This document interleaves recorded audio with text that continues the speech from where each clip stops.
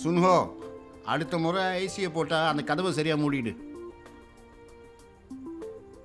சுன்ஹோ,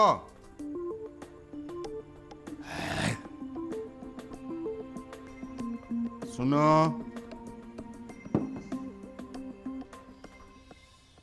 சுனோ, எழுந்துரு.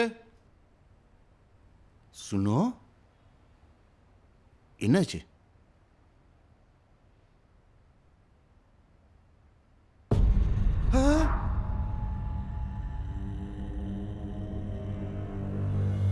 Hello police, என் வீட்டில் ஒரு பணம் கிடக்கு.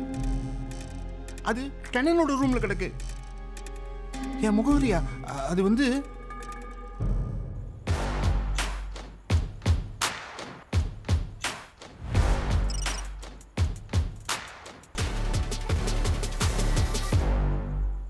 சார், இந்த புகாரை கொடுத்தவர் மிஸ்டர் வாங் ஷங் கி. அவர் தான் இந்த வீட்டுக்கு சொந்தக்காரர். இரவு 8:20க்கு அவர் வீடு திரும்பினப்ப டெனன்ட் ரூமில் பாதிக்கப்பட்டவரை பார்த்துருக்காரு. பேராமெடிக்ஸ் வந்தாங்க. அவர் இறந்து விட்டதை அறிவித்தாங்க. இறந்தவர் யாருன்னு நமக்கு தெரியுமா? அவங்க பேர் லீ சியாஹுவான்னு மிஸ்டர் வாங் சொன்னார். சரி. ஹாய் மிஸ்டர் வாங், நான் மூத்த புலனாய்வு அதிகாரி ரே. உங்ககிட்ட கொஞ்சம் கேள்வி கேட்கலாமா? ஓகே. உள்ளே போய் பேசலாமா? சரி.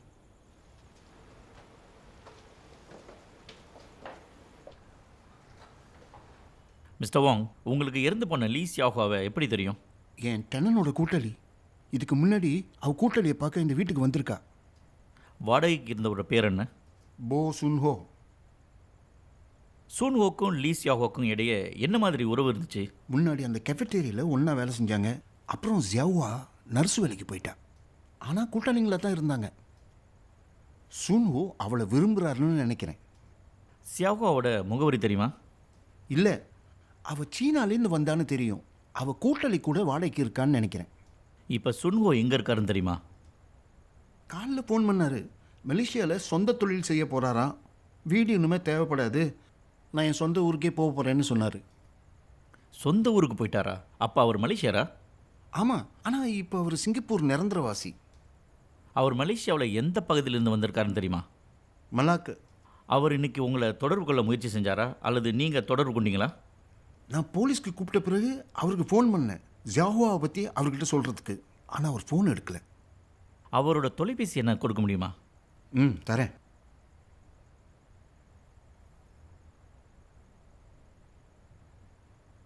நன்றி மிஸ்டர் வாங். கல்வின், போசுன்ஹோ பற்றி சோதிச்சு பாருங்கள். அவர் நாட்டை விட்டு போயிட்டாரா, எப்போ போனார்னு பாருங்கள். மிஸ்டர் வாங், அந்த உடலை எப்படி கண்டுபிடிச்சிங்க? நான் வேலை முடிஞ்சு வீட்டுக்கு வந்தேன். சுன்ஹோவோட கதவு திறந்து இருந்துச்சு. விளக்கும் ஏசியும் ஓடிக்கிட்டு இருந்துச்சு. அதனால நான் உள்ளே போய் பார்த்தேன். யாரோ படுக்கையில் தூங்குற மாதிரி இருந்துச்சு. போர்வை போத்தி இருந்துச்சு. சுன்ஹோவுக்கு தான் உடம்பு முடியலன்னு நான் நினச்சேன். ஆனால் போர்வையை தூக்கி பார்த்தப்ப அது ஜியாவா. உங்ககிட்ட சூன்ஹோ அல்லது சியாஹுவோட படம் இருக்கா? ஆமாம், இருக்குது.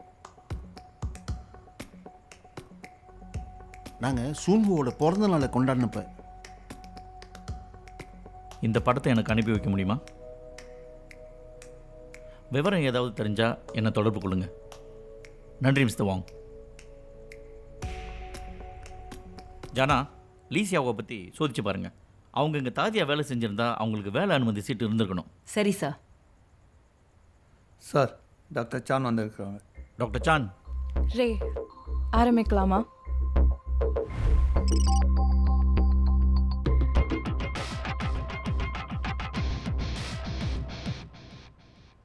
ரிகமாட்டிஸை வச்சு பார்க்குறப்ப அவருடைய மரணம் 24 முதல் 36 மணி நேரத்துக்கு முன்னாடி நடந்திருக்கணும்.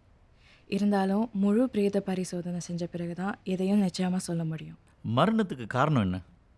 முகத்தில் தோலுக்கடியில் நிறைய இரத்த கசிவு ஏற்பட்டதற்கான தடயங்கள் தெரியுது. கழுத்திலும் காய அடையாளம் தெரியுது. அங்கேயும் ஓரளவு அழுத்தம் கொடுக்கப்பட்டதற்கான வாய்ப்பு இருக்குது. கழுத்து நெரிக்கப்பட்டிருக்கலாமா? ஒரு வேளை இருக்கலாம், ஆனால் அதை உறுதியாக சொல்ல முடியாது. சரி, அட்டாப்சி ரிப்போர்ட் வந்தது சொல்லுங்கள். கண்டிப்பாக செய்கிறேன். நீங்கள் இப்போ ஆய்வு செய்யலாம்.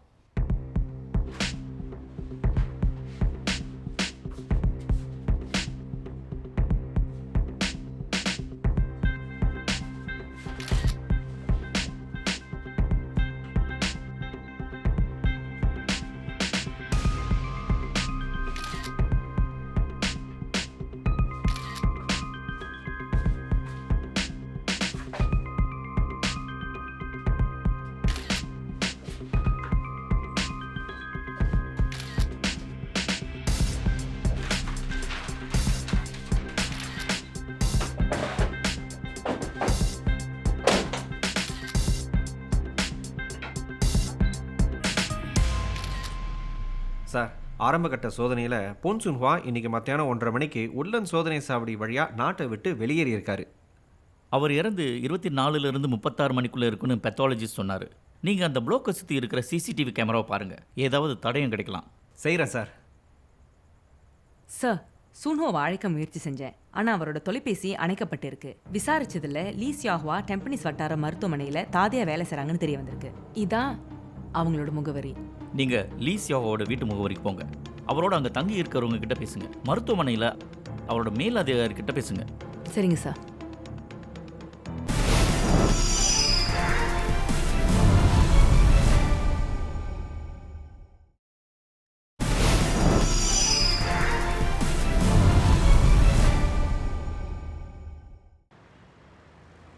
நான் லீ சியாஹுவாவோட மேற்பார்வையாளர்கிட்ட பேசினேன். அவங்க பரிவானவங்க, வேலையை நல்லா செய்யக்கூடியவங்கன்னு அவர் சொன்னார். அவங்களோட தங்கி இருந்தவங்களும் அதே தான் சொன்னாங்க. அவங்க மார்ச் 21 வீட்டுக்கு வரல. அதற்கு முதல் நாள் தான் அவங்க இறந்தாங்க. வீட்டுக்கு வரலன்னு யாரும் கவலைப்படல. அவங்க நண்பரோட வீட்டில் தங்கியிருக்கலான்னு எல்லாரும் நினைச்சாங்க. உடலை கண்டுபிடிக்கிறதுக்கு முன்னால் 24 மணிலேருந்து 36 மணி நேரத்துக்கு முன்னால் தான் அவர் இறந்துருக்கணும்னு பெத்தாலஜிஸ்ட் சொல்லியிருக்காரு. அந்த நேரத்தில் திரு வோங் வேலையில் இருந்ததா சொன்னார். வேலைக்கு அப்புறம் அவர் அம்மாவுக்கு உடம்பு சரியில்லை. அதனால் அம்மா வீட்லேயே அவர் தங்கிட்டாராம். ஓங்கின் முதலாளிகிட்டையும் அவர் அம்மா கிட்டேயும் பேசணும். அவர் சொன்னதில் எந்த மாற்றமும் இல்லை. அட்டாப்சி ரிப்போர்ட் இப்போ தான் வந்தது. மரணத்துக்கு காரணம் கழுத்து நெரிக்கப்பட்டது தான். கழுத்தில் உள்ள காயம் சரியாக தெரியல. கயிறு பயன்படுத்தப்பட்டதான்னு சரியாக தெரியல. கைகளை கூட பயன்படுத்தியிருக்கலான்னு பெத்தாலஜிஸ்ட் நினைக்கிறாரு. கல்வின், போல் கேமராவிலேருந்து ஏதாவது இருக்கு சார். லீ சியாஹுவா மார்ச் 21 மத்தியானம் 1 மணிக்கு சுன்ஹுவாவின் பிளாக்ல இருக்கிற மின் தூக்கிக்குள்ள போறத காவல்துறையின் கேமரா காட்டுது. அன்னைக்கு போ சுன்ஹுவா ராத்திரி 9 மணிக்கு மின் தூக்கிலிருந்து வெளியேறது பதிவாகியிருக்கு.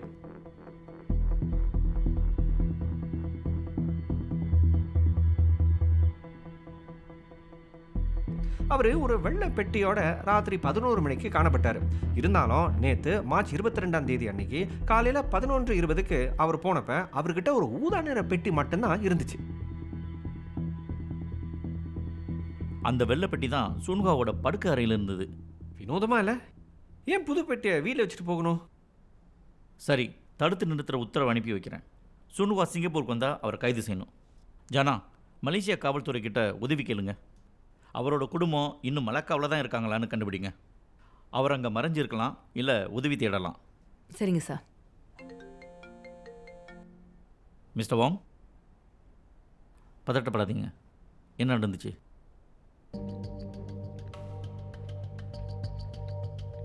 சுன்ஹோ கொஞ்ச நேரத்துக்கு முன்னாடி ஃபோன் பண்ணார். அவர் வழக்கமாக அடிக்கிற நம்பர்லேருந்து வரல. அது ஒரு மலேசியா நம்பரு. இதுக்கு முன்னாடி அந்த நம்பர்லேருந்து அவர் ஃபோன் போட்டதில்லை. ஹலோ வாங். சுன்ஹோ, நேற்றுலேருந்து உனக்கு ஃபோன் பண்ணிக்கிட்டு இருக்கேன். ஜியாஹோவுக்கு நடக்கக்கூடாது, நடந்துருச்சு. தெரியும். நான் தான் அவளை கொன்னுட்டேன் வாங். நான் தான் அவளை கொன்னேன். என்ன? ஏன்? அவன் மேல எனக்கு கோபம். அவன் என்ன மோசம் செஞ்சுட்டா. அதனால நான் அவ கழுத்தை நெரிச்சிட்டேன்.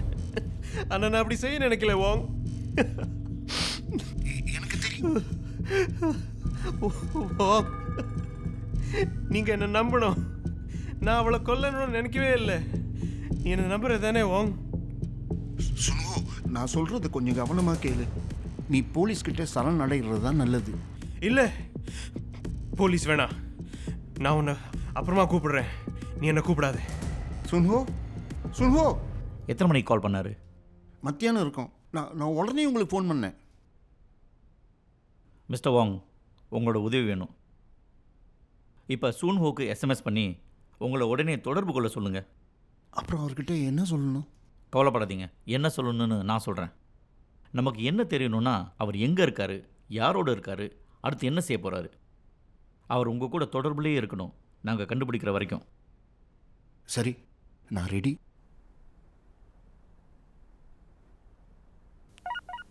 சுன்ஹோ, உன்னை நினச்சா கவலையாக இருக்குது. உடனே எனக்கு ஃபோன் பண்ணு.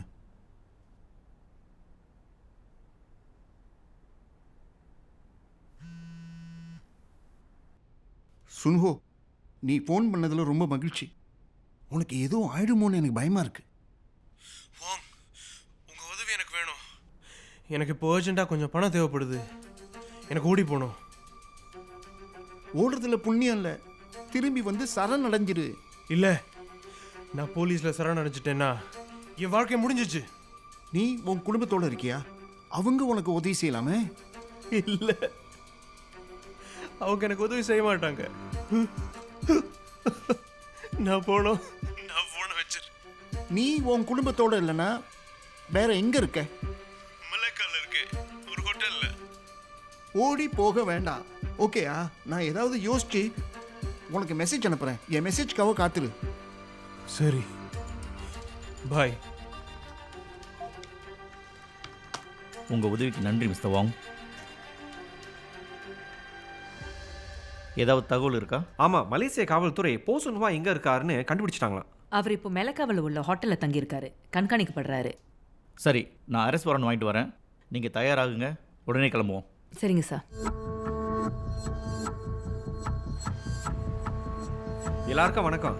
இன்னைக்கு நம்மோட சிங்கப்பூர் காவல்துறையைச் சேர்ந்த SIO ராய் இருக்காரு. சந்தேக நபர் பற்றி அவர் விளக்கம் கொடுப்பாரு. நம் சந்தேக நபர் போ சுன்ஹோ சிங்கப்பூரில் ஒரு பெண்ணோட மரணத்துக்கு அவர் தான் காரணம்னு நாங்கள் நம்புகிறோம். அவர் மார்ச் 22ஆம் தேதியிலேருந்து தப்பி ஓடிட்டு இருக்காரு.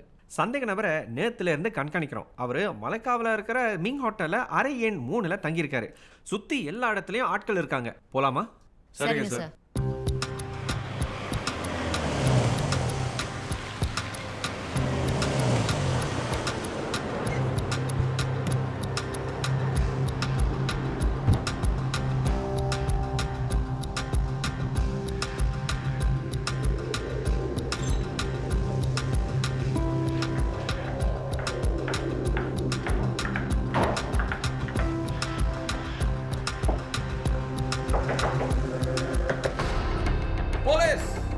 இல்லை இல்லை இல்லை, நான் எதுவுமே செய்யலை. போசுன்ஹுவா, நான் மலேசிய காவல்துறை இன்ஸ்பெக்டர் கை கொலை குற்றத்துக்காக உங்களை கைது செய்கிறோம். விலங்கு பூட்டுங்க. என்ன விட்டுடுங்க.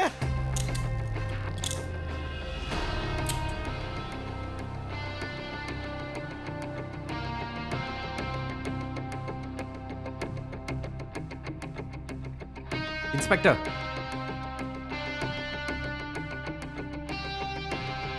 போலாம்.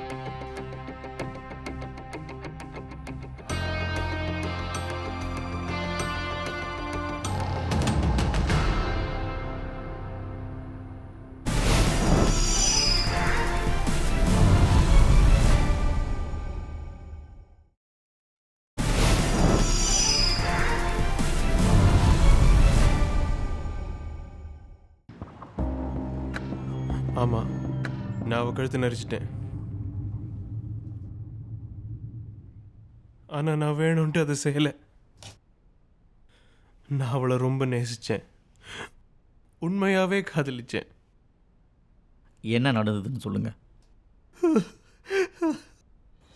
ஒரு நாள் ராத்திரி அவள் வீட்டுக்கு போகும்போது அவள் இன்னொரு ஆணோட போகிறத நான் பார்த்தேன். எனக்கு அவள் மேலே ரொம்ப ஆத்திரமும் பொறாமையும் வந்துச்சு. அவள் என்னோட கேர்ள் ஃப்ரெண்ட். அவளோட எல்லா செலவுக்கும் நான் தான் பணம் கொடுத்தேன். அவளோட சாப்பாடு, அவள் ஷாப்பிங் எல்லாத்துக்கும் நான் தான் செலவு பண்ணேன். அப்படி இருக்கும்போது அவள் எப்படி இன்னொருத்தனோட வெளியே போகலாம்? அதனால இதை பற்றி கேட்குறதுக்காக அவளை என் வீட்டுக்கு லஞ்ச் சாப்பிட கூப்பிட்டேன்.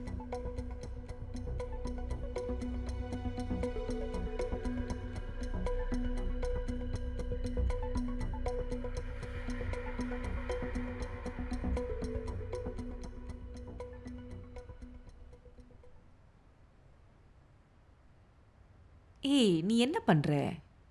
நான் உன்னை கிஸ் பண்ணலான்னு நினச்சேன். உனக்கு என்ன பைத்தியமா? நான் உன் காதலி இல்லை.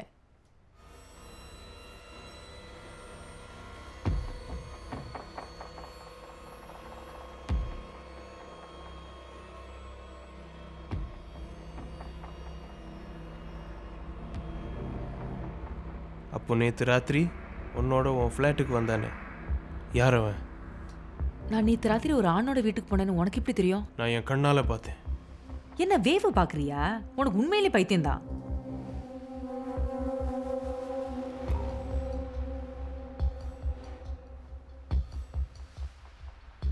நீ இன்னும் என் கேள்விக்கு பதில் சொல்லலை.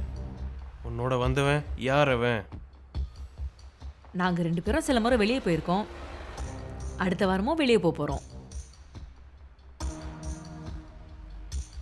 அப்படின்னா ஒரு பாய் ஃப்ரெண்ட் மாதிரியா? ஒருவேளை இருக்கலாம், எனக்கு தெரியாது. அது வரைக்கும் இன்னும் பேசல. வேற யாரோடையாவது நீ வெளியே போயிருக்கியா? என் எக்ஸ் பாய் ஃப்ரெண்டோட சிங்கப்பூருக்கு வேலை விஷயமா வந்தான். அவன் உனக்கு முத்தம் கொடுத்தானா? ஐயா, இது என்ன கேள்வி? கொடுத்தானா? ஆமாம், நாங்கள் முத்தம் கொடுத்துக்கிட்டோம். முத்தம் மட்டும் இல்லை, அதுக்கு மேலேயும்.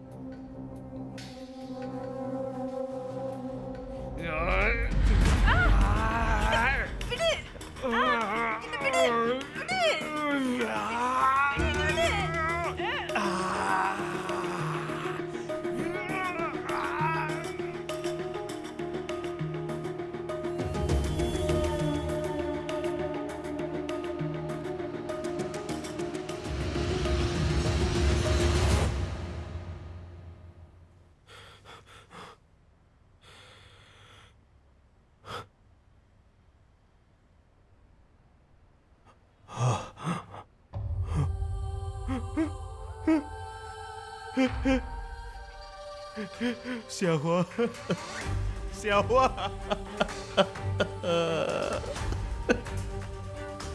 xiahua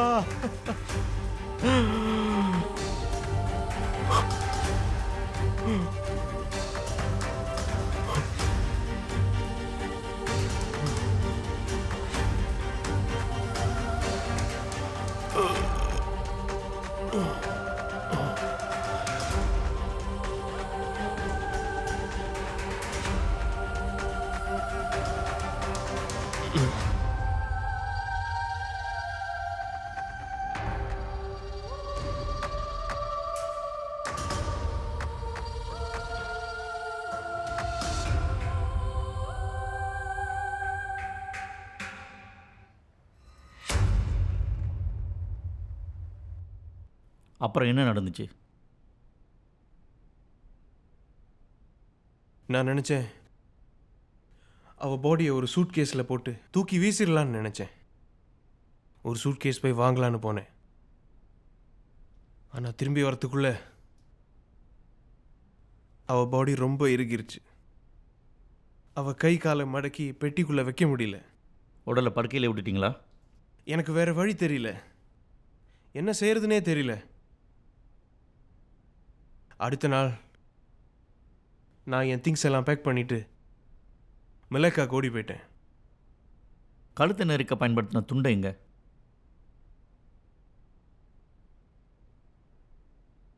அதை மலேசியாலேயே தூக்கி வீசிட்டேன். எங்கே போட்டேன்னு ஞாபகம் இல்லை. அவரோட பணம் கைபேசியும் காணோம். என்னாச்சு? அந்த பணத்தெல்லாம் எடுத்து நான் செலவு பண்ணிட்டேன், எல்லாத்தையும். அவளோட கைபேசி அதையும் நான் மலேசியாவில் வீசிட்டேன். அதுவும் எங்கேன்னு ஞாபகம் இல்லை. போசுன்ஹோ கொலை செய்த குற்றவாளி என்று தீர்ப்பளிக்கப்பட்டது. அவருக்கு ஆயுள் தண்டனை விதிக்கப்பட்டது.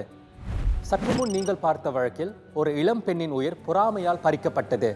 கொலையை செய்த சந்தேக நபரின் அடையாளத்தை உறுதி செய்ய குற்றப்புலன் ஆய்வுத்துறையின் புலன் ஆய்வு பிரிவும் தடயவியல் அதிகாரிகளும் இணைந்து இரவு பகல் என்று பாராது தீவிர புலனாய்வை மேற்கொண்டனர். சுகாதார அறிவியல் ஆணையமும் மலேசிய காவல்துறையும் இணைந்து பங்காற்றியது குற்றவாளியை சட்டத்தின் முன் நிறுத்த பெரிதும் உதவியது.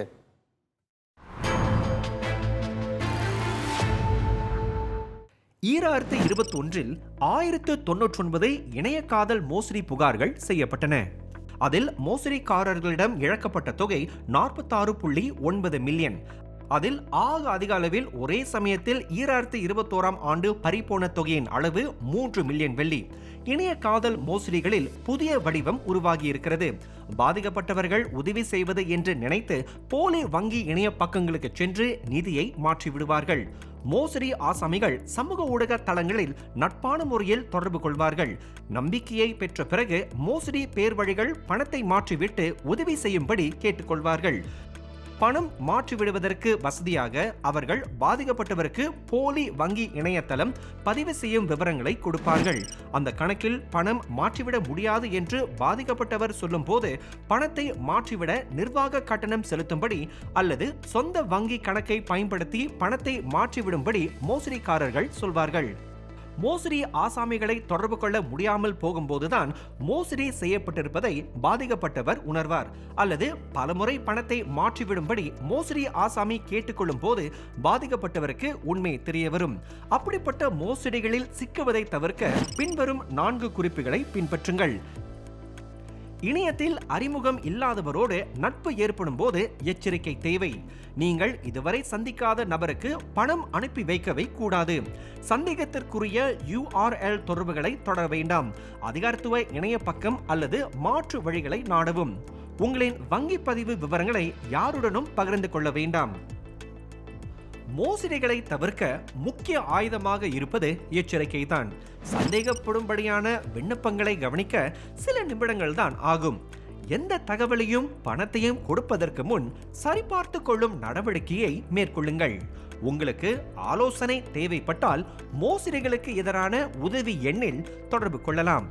அழைக்க வேண்டிய எண் 1800-722-6688 அல்லது நீங்கள் நாட வேண்டிய இணைய பக்கம் www.scamalert.sg. நாம் இன்றைய குற்ற கண்காணிப்பு நிகழ்ச்சி நிறைவை எட்டியிருக்கிறோம். உங்களிடமிருந்து இப்போது விடை பெற்றுக் கொள்வது DSP அருண். மீண்டும் சந்திக்கும் வரை குற்றங்களை தடுக்க, தவிர்க்க, கண்டுபிடிக்க உங்கள் பங்கை தொடர்ந்து செய்யுங்கள். வணக்கம்.